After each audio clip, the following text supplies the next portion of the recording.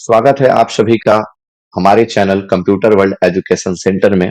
और उन छात्र छात्राओं के लिए बहुत ही सुनहरा अवसर है कि जो छात्र छात्राएं कंप्यूटर से संबंधित पढ़ाई कर रहे हैं वो कंप्यूटर पढ़कर भी एक अच्छा जॉब प्राप्त कर सकते हैं, क्योंकि आपको पता होगा कि और भी चीजों में जहां तैयारी करवाई जाती है उसमें सारे सब्जेक्ट पढ़ने होते हैं, लेकिन आप Bihar state electronics development corporation limited यानी कि बेल्ट्रॉन ने एक सुनहरा अवसर उन छात्र छात्राओं के लिए लाया है जो कंप्यूटर पढ़कर ही आराम से एग्जामिनेशन फेस करके एक आसानी तरीके से जॉब क्या कर सकते हैं, ले सकते हैं। इसके बारे में सबसे पहले जानेंगे हम कि ये वैकेंसी किसके अंडर आया है और ये इसका एग्जामिनेशन कौन ऑर्गेनाइज करवाएगा, कि कौन कौन से बच्चे एलिजिबल हैं जो इस फॉर्म को भर सकते हैं, और इसमें पढ़ना क्या क्या है, और उसका ग्रेड पे यानी बेसिक पे या सैलरी क्या होगी। सबसे पहले ये बताते हैं कि ये जो फॉर्म है वो Bihar state electronic development corporation limited के अंडर आया हुआ है। ये एक बिहार गवर्नमेंट का अंडरटेकिंग एजेंसीज है, ठीक है, जिसको बेल्ट्रॉन शॉर्ट नेम जो इसका है वो बेल्ट्रॉन के नाम से इसको हम जानते हैं। सबसे पहले हम लोग जानते हैं कि आप लोग जानते होंगे कि डेटा एंट्री ऑपरेटर जो होता है, डीओ होता है, वो उसको कंप्यूटर ऑपरेटर को कहा जाता है। डेटा एंट्री ऑपरेटर के नाम से हम लोग इसको क्या करते हैं, जानते हैं, जो डेटा एंट्री करने का काम करता है। ठीक है, जो डेटा एंट्री करने का काम करता है उसे डेटा एंट्री ऑपरेटर के नाम से हमें जानते हैं। तो उसमें डेटा एंट्री ऑपरेटर के ऑनलाइन रजिस्ट्रेशन की सूचना पत्रांक नंबर इतना दिया हुआ है और यह दिनांक 2/2/2024 को ही जारी हुआ है। आप पढ़ेंगे कि Bihar state electronic development corporation limited Beltron man power agency के माध्यम से राज्य सरकार के विभाग गो कार्यालयों निकायों के अधि याचनाओं के विरुद्ध संविदा के आधार पर डाटा एंट्री ऑपरेटर की सुविधा या सेवा उपलब्ध कराई जाती है। ठीक है ना, यानी जब भी किसी गवर्नमेंट ऑर्गेनाइजेशन को, गवर्नमेंट संस्था को, जैसे ब्लॉक में हो, स्वास्थ्य विभाग में हो, या कहीं भी किसी विभाग को कंप्यूटर ऑपरेटर की जरूरत पड़ती है, तब बेल्ट्रॉन एग्जामिनेशन ऑर्गेनाइज करवाकर और उस संस्था को, उस ऑर्गेनाइजेशन को डेटा एंट्री ऑपरेटर, जो कंप्यूटर ऑपरेटर है, उनको वो क्या करती है, प्रोवाइड करवाती है। ये एग्जामिनेशन जो होता है वो बेल्ट्रॉन के थ्रू ही लिया जाता है। बेल्ट्रॉन की एजेंसी के माध्यम से सेवा देने के इच्छुक अभ्यर्थी डाटा एंट्री ऑपरेटर के ऑनलाइन रजिस्ट्रेशन 20/2/2024 यानी मंगलवार से निगम की वेबसाइट, ये जो हमारा वेबसाइट दिया हुआ है, उस पर उपलब्ध लिंक के माध्यम से वो रजिस्ट्रेशन कर सकते हैं।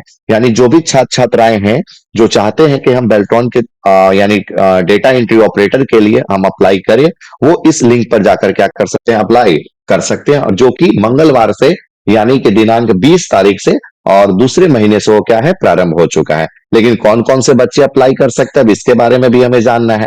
अब आते हैं शैक्षणिक योग्यता के बारे में कि कौन से बच्चे, क्यों सारे लोग भर सकते हैं, इसकी भी जानकारी हमें होनी चाहिए। तो जो बच्चे 10+2 यानी 12 यानी इंटरमीडिएट के जो बच्चे हैं, जो पास आउट है, जो पास कर चुके हैं, बहुत सारे बच्चों का सवाल ये भी होता है कि सर अभी हम इंटरमीडिएट के 12 में है, क्या हम भी एग्जामिनेशन दे सकते हैं? तो बिल्कुल नहीं दे सकते। जो बच्चे 12 का एग्जामिनेशन पास कर चुके हैं वो ये एग्जामिनेशन फेस कर सकते हैं, लेकिन इसके साथ कुछ एडिशनल डिग्री भी रहना आपको जरूरत है।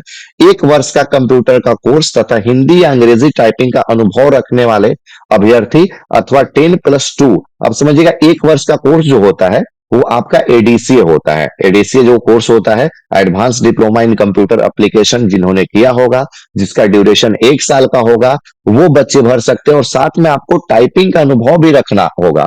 टाइपिंग यानी कि आपको हिंदी और इंग्लिश टाइपिंग आना चाहिए।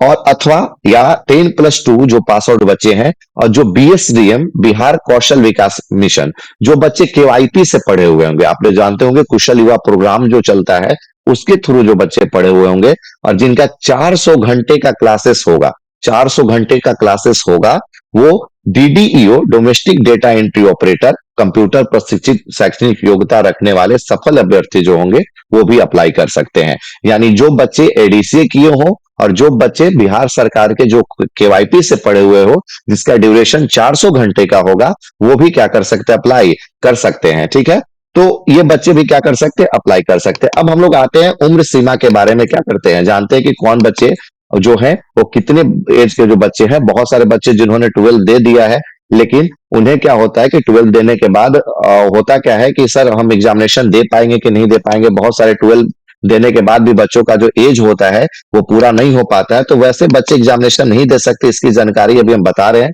अब ध्यान से देखिएगा कि जो उम्र सीमा है, जो एज लिमिटेशन जिन्होंने रखा है, आवेदन करने की अंतिम तिथि को न्यूनतम 18 वर्ष और अधिकतम आपका 59 वर्ष होना चाहिए। ध्यान रखिएगा, जो 18 साल से लेकर 59 साल के बीच में होंगे वो बच्चे अप्लाई कर सकते हैं। तो एक और क्वेश्चन हो गया कि सर मेरा 12 क्लियर हो गया तो क्या हम अप्लाई कर सकते हैं? तो बिल्कुल अप्लाई कर सकते हैं, लेकिन आपका एज जो होना चाहिए वो 18 साल से लेकर 59 ईयर्स के बीच में होना चाहिए, और कंप्यूटर का सर्टिफिकेशन भी आपके पास रहना चाहिए। इस बात को आपको क्या करना है, ध्यान देना है।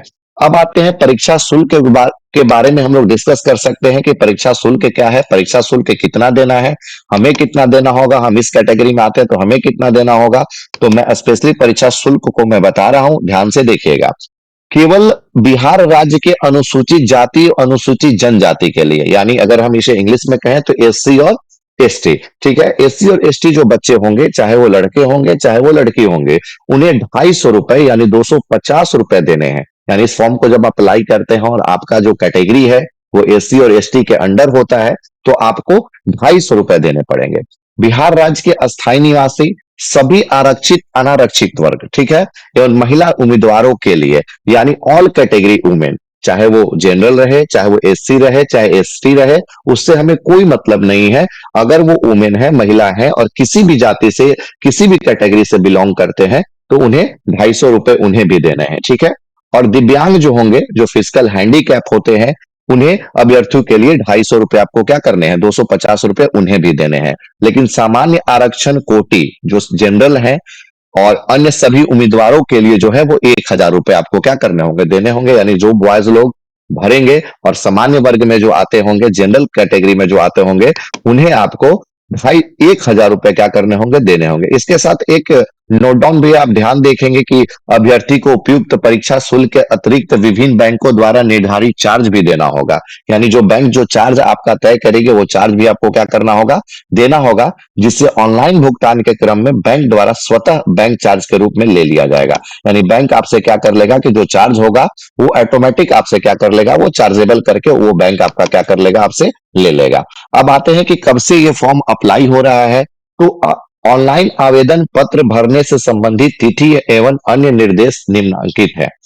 डेट जो आपका पब्लिकेशन हुआ है वो 20/2 को हुआ है। स्टार्ट जो हमारा रजिस्ट्रेशन हुआ, यानी जिस दिन पब्लिकेशन हुआ उसी दिन से रजिस्ट्रेशन होना भी आपका क्या हो गया है, प्रारंभ हो गया है। यानी 20 तारीख और दूसरा महीना 2024 से ये रजिस्ट्रेशन होना भी प्रारंभ हो गया है। इंड जो है, जो रजिस्ट्रेशन का जो डेट है वो 15/3 को, यानी मार्च में रजिस्ट्रेशन क्या हो जाएगा, खत्म हो जाएगा। तो बच्चे ध्यान दें कि जो बच्चे सोचते हैं कि अभी बहुत ज्यादा समय है, लास्ट में आपको पता होगा कि साइट्स में भी बहुत सारी परेशानियां आती हैं। तो इसलिए ये नहीं कि हम वेट करेंगे कि हमारे पास अभी 20 दिन, 25 दिन, 30 दिन बचे हुए हैं तो हम आराम से बैठ के भरेंगे। तो जल्दी से आपको बच्चे क्या कर लेंगे, अप्लाई कर लेंगे। 15/3 तक ही डेट आपका दिया हुआ है। अब आते हैं कि परीक्षा सिलेबस क्या है। तो परीक्षा सिलेबस हम आगे अच्छे से इस पे चर्चा करेंगे, लेकिन परीक्षा का सिलेबस जो तय किया है वो national institute of open schooling यानी एनआईओएस के द्वारा तय किया गया है। डेटा एंट्री ऑपरेटर के सिलेबस जो कोड संख्या 336 है के समान होगा, ठीक है। सिलेबस निगम के वेबसाइट पे, यानी आपको यहाँ पे भी सिलेबस क्या हो जाएगा, मिल जाएगा, जो अभी हम आपको आगे बताते हैं कि इसका सिलेबस क्या है। इसमें अब एग्जामिनेशन क्या होगा, सर क्वेश्चन का पैटर्न क्या होगा, इसके बारे में जानना है हमें। कंप्यूटर आधारित एमसीक्यू मल्टीपल चॉइस क्वेश्चन होंगे, जिसमें आपको चॉइस होंगे, 4 आपका चॉइस होगा, जिसमें आपको टिक आउट करके एक ऑप्शन को, सही ऑप्शन को आपको क्या करना होगा, टिक आउट करना होगा। परीक्षा 1 घंटे का ही होगा, यानी जिसमें 60 वस्तुनिष्ठ एमसीक्यू प्रश्न पूछे जाएंगे। यानी अगर कहा जाए तो हर क्वेश्चन पे आपको 1 मिनट का समय मिलेगा। 60 क्वेश्चन होगा और 60 मिनट होंगे, जिससे उत्तीर्णता हेतु 50% अंक लाना आवश्यक होगा। यानी आपको 50% उसका अंक लाना आपको क्या है, जरूरी है। अगर आपको एग्जामिनेशन पास करना है तो उसका 50% आपको अंक लाना जरूरी होगा। मान लेते हैं कि अगर सपोज दैट, अगर मानते हैं कि 1 नंबर का अगर एक क्वेश्चन है और 60 नंबर का एग्जामिनेशन अगर होता है, तो आपको 30 नंबर पास करने के लिए क्या करना है, लाना है, ठीक है ना। मैं एज ए एग्जाम्पल इस चीज को बताया हूं। एमसीक्यू परीक्षा में निगेटिव ये मार्किंग का प्रावधान नहीं रहेगा। ये उन बच्चों के लिए बहुत ही अच्छा है कि जो निगेटिव मार्किंग से होता है कि सर सही भी वो उसमें गलत हो जाता है, तो इसमें निगेटिव मार्किंग नहीं है। तो आपको अगर 2-4 क्वेश्चन नहीं भी आता है तो आप जो कहा जाता है कि आप अपने तुक्का लगाकर भी आ सकते हैं, क्योंकि इसमें नेगेटिव मार्किंग का चांसेस नहीं दिया हुआ है। एमसीक्यू परीक्षा के पश्चात उसी दिन कि कुछ अंतराल के बाद, उसी दिन तो नहीं लेगा, लेकिन कुछ अंतराल के बाद जब आप एमसीक्यू परीक्षा आप दे दीजिएगा, जब रिजल्ट आ जाएगा, तो उसके बाद टाइपिंग की दक्षता परीक्षा आयोजित की जाएगी। यानी टाइपिंग इसका होगा, सबसे पहले रिटन एग्जाम होगा, और रिटन एग्जाम होने के बाद आपका टाइपिंग लिया जाएगा, क्योंकि आपने शुरू में ही देखा इसमें टाइपिंग का अनुभव होना क्या है, जरूरी है। हिंदी एवं अंग्रेजी दोनों के टाइपिंग की दक्षता परीक्षा कंप्यूटर पे ली जाएगी। यानी कंप्यूटर पे आपको दोनों का हिंदी और इंग्लिश टाइपिंग आपको करना है। पहले टाइप मशीन भी चलता था, लेकिन अब आपका हिंदी और क्या करना है, जो हिंदी और इंग्लिश का जो टाइपिंग देंगे वो कीबोर्ड पे ही, आपका कंप्यूटर पे ही लिया जाएगा। प्रत्येक टाइपिंग परीक्षा टेस्ट के बीच उचित अंतराल होगा। यानी जो टाइपिंग परीक्षा का टेस्ट होगा, जैसे इंग्लिश का आपने टाइपिंग दिया तो तुरंत आपको हिंदी देने के लिए नहीं कह दिया जाएगा, थोड़ा समय आपको दिया जाएगा, अंतराल दिया जाएगा, ठीक है ना। इसके बाद आपको क्या किया जाएगा कि फिर उस टेस्ट के लिए आपको बुलाया जाएगा। हिंदी टाइपिंग टेस्ट जो होगा, बहुत सारे बच्चों का सवाल होता है कि सर हम कुर्तीदेव फॉन्ट पे कर रहे हैं, सर हम वो फॉन्ट पे कर रहे हैं, वहां जाने के बाद दिक्कत होता है। तो ये बड़ा अच्छा इसने मार्क करके लिख दिया है कि जो हिंदी का जो टाइपिंग होगा, टेस्ट जो होगा वो मंगल फॉन्ट पे होगा। यानी अब जो बच्चे दूसरे फॉन्ट पे प्रैक्टिस कर रहे होंगे वो बच्चे ध्यान देंगे कि मंगल फॉन्ट पे जाके हमें इसका प्रैक्टिस करना है। तथा रेमिंगटन गेल जो इंग्लिश का जो फंक्शन है, यानी इंग्लिश का जो टाइपिंग होगा वो यही फॉन्ट पे आपका होगा, ठीक है ना। ये आपको याद रखना है। और कीबोर्ड लेआउट पे ली जाएगी, यानी जो कॉमन हम लोग जो कीबोर्ड यूज करते हैं, जो सबसे ज्यादा यूज किया जाता है इंडिया में, जो कीबोर्ड क्विट्री कीबोर्ड या QWERT उसको कहिए, उस फॉर्मेट पे ही आपको लिया जाएगा, ठीक है ना, जो सबसे ज्यादा यूज किया जाता है। दक्षता का स्तर अंग्रेजी में जो आपका टाइपिंग स्पीड रहना चाहिए वो न्यूनतम जो रहना चाहिए, न्यूनतम है, इस बात को याद रखिए, मैक्सिमम नहीं है, न्यूनतम जो है वो 30 WPM यानी वर्ड पर मिनट, यानी 30 वर्ड आपका प्रति मिनट होना चाहिए, वो भी करेक्ट वर्ड्स, ठीक है। यानी एक्यूरेसी के साथ आपका 30 WPM होना चाहिए। या हिंदी में जो है आपका न्यूनतम 25 WPM यानी वर्ड पर मिनट आपका करेक्ट वर्ड्स होना चाहिए, ठीक है। बहुत सारे बच्चों का स्पीड बहुत ज्यादा होता है, लेकिन वर्ड का एक्यूरेसी कम होता है, जिसके कारण स्पीड भी क्या हो जाता है, कम हो जाता है। तो ये हमेशा ध्यान रखना कि वर्ड जो हमारा होगा वो करेक्ट होना चाहिए।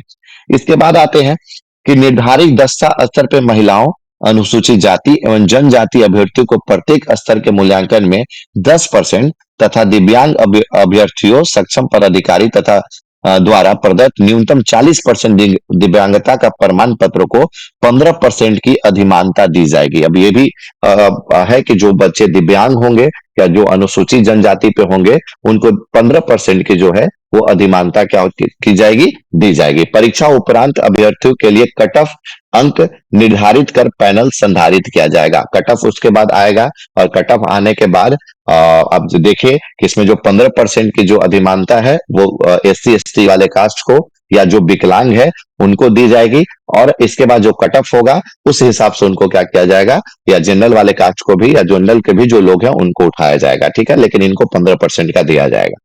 सेवा प्रदाता एजेंसी रजिस्टर तथा गुणवत्ता परीक्षा अभ्यर्थियों का पैनल संधारित करेगा। अधियाचनाएं प्राप्त होने पर इस पैनल से अभ्यर्थियों की सेवा की मांग की जा सकती है। सेवा देने होती इन अभ्यर्थियों को एजेंसी से परस्पर स्वीकार्य एग्रीमेंट करना होगा। इकरारनामे की व्यवस्था अभ्यर्थियों के बेल्टोन या अधिचाई विभागों में नियुक्त का आधार नहीं होगा। ये ध्यान देने वाली बात है कि आपका जब ये होगा तब आपको एग्रीमेंट करना पड़ेगा, जो एग्रीमेंट के जो नॉर्म्स होंगे उनको आपको फॉलो करना पड़ेगा। जो आप जब नियुक्ति करिएगा तो नियुक्ति करते समय आपको उसके जो नॉर्म्स होंगे, जो एग्रीमेंट में जो बातें मेंशन होगी वो आपको जानकारी मिलेगी। हिंदी टाइपिंग परीक्षा के प्राप्तांक के अनुक्रम में मेधा सूची आधारित पैनल बनाई जाएगी तथा विभागों, कार्यालयों, निकायों से प्राप्त अधियाचना के विरुद्ध पैनल से प्रतिनियुक्ति में 100 पॉइंट आरक्षण रोस्टर के अनुसार आरक्षण का भी लाभ दिया जाएगा। याद रखिएगा कि जो आरक्षण जो बात की गई थी उसका भी लाभ उनको दिया जाएगा जब हिंदी टाइपिंग परीक्षा पे जो प्राप्तांक होगा उनके सूची जब बनेगा तब। ऑनलाइन आवेदन फॉर्म के अनुसार आवेदकों द्वारा निर्देशानुसार फॉर्म भरे जाएंगे एवं कागजात प्रमाण पत्र अपलोड करना होगा। उम्मीदवारों को फॉर्म भरने में पूरी सावधानी बरतनी चाहिए।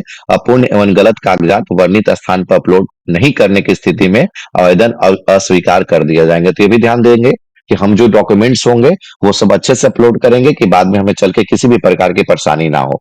समय समय पर इस संबंध में निगम के वेबसाइट पे आप इसकी सूचनाएं चेक कर सकते हैं। एडमिट कार्ड अगर आप यहीं से डाउनलोड कर सकते हैं।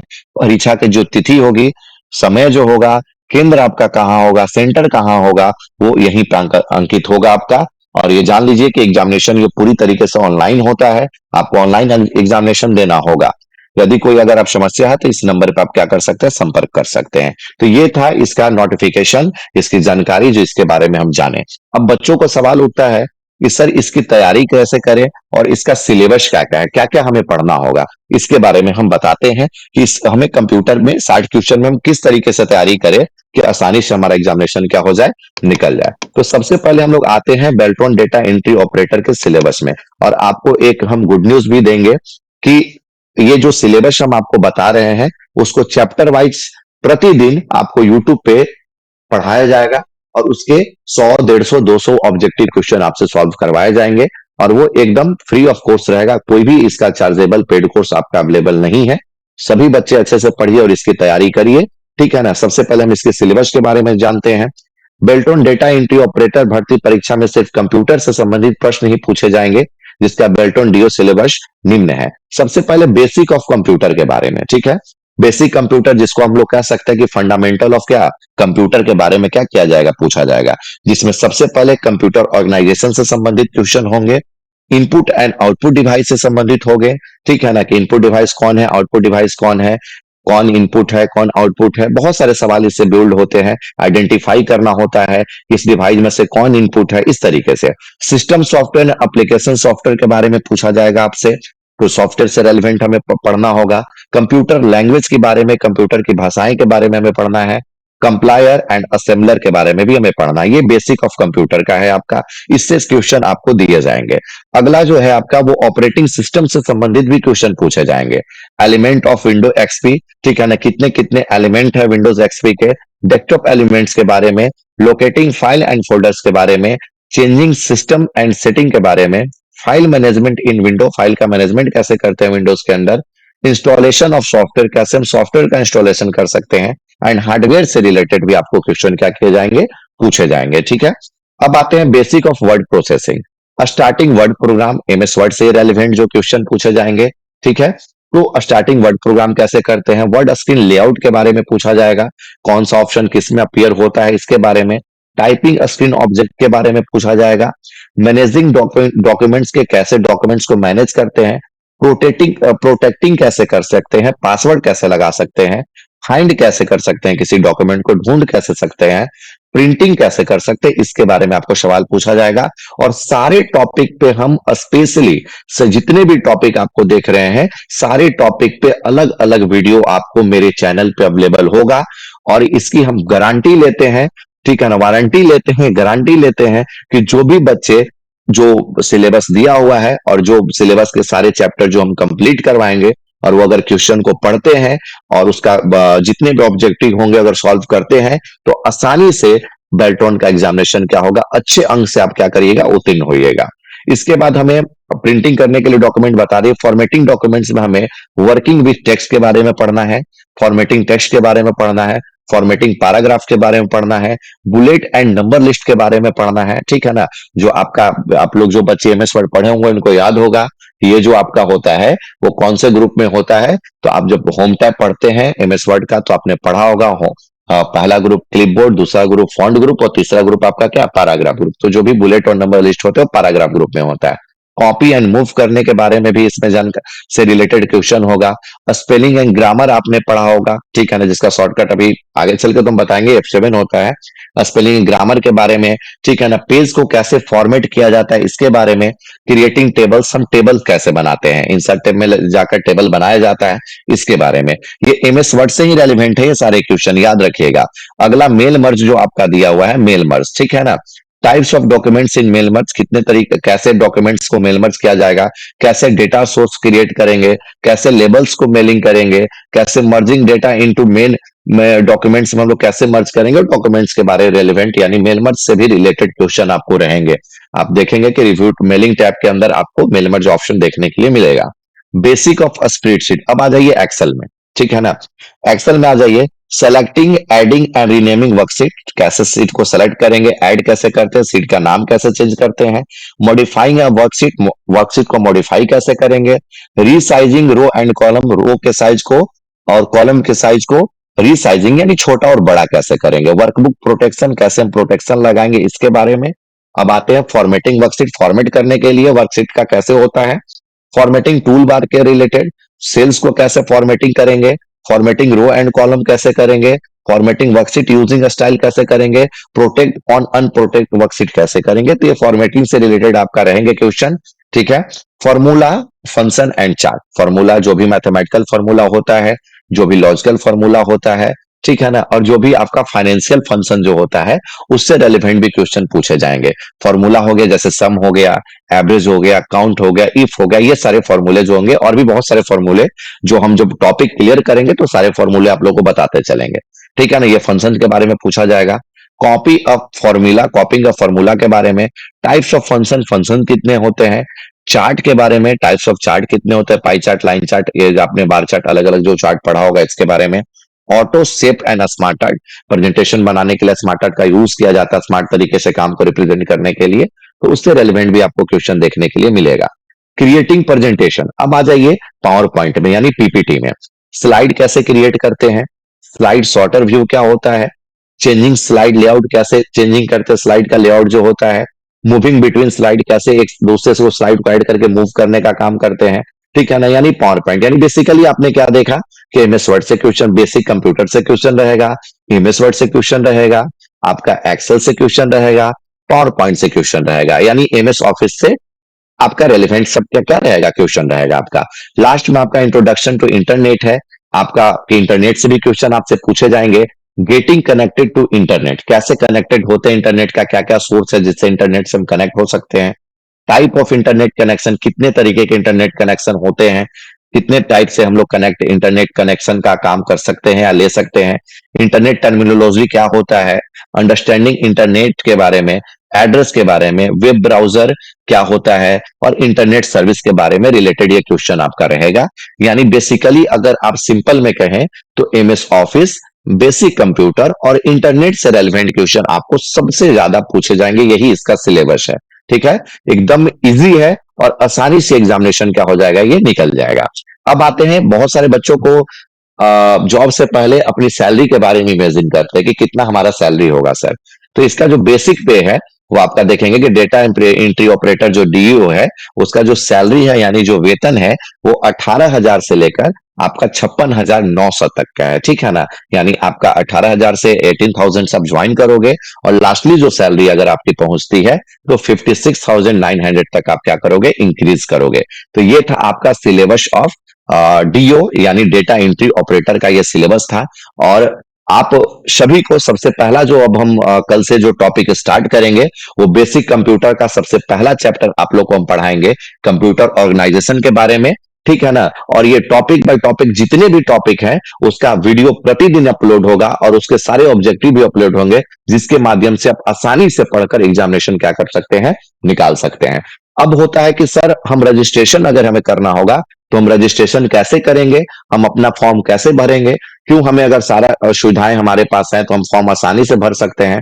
तो इसका भी तरीका, रजिस्ट्रेशन करने के तरीका हम इसके अगले वीडियो में आपको डाल रहे हैं जिसके माध्यम से आप घर बैठे ही रजिस्ट्रेशन कर सकते हैं और अपना फॉर्म क्या कर सकते हैं, भर सकते हैं। तो ये था हमारा नोटिफिकेशन और ये हमारा सिलेबस और सभी छात्र छात्राएं जितने भी बच्चे और बच्चियां हैं वो तैयार हो जाएं। इस बार हमें कंप्यूटर बेस पे ही, कंप्यूटर पढ़कर ही हमें जॉब क्या कर लेना है, प्राप्त कर लेना है, ठीक है। और मेरे चैनल को जितना हो सके आप सब्सक्राइब करिए, शेयर करिए और इसमें प्रतिदिन आपको वीडियो देखने के लिए आपको मिलेगा और टॉपिक बाय टॉपिक हम वीडियो अब बनाने वाले हैं और डेली आप इसमें से देखकर और प्रैक्टिस सेट अपना लगा सकते हैं जिसके माध्यम से आप बेल्टॉन आसानी से क्या कर सकते हैं, निकाल सकते हैं। चलिए आप सभी का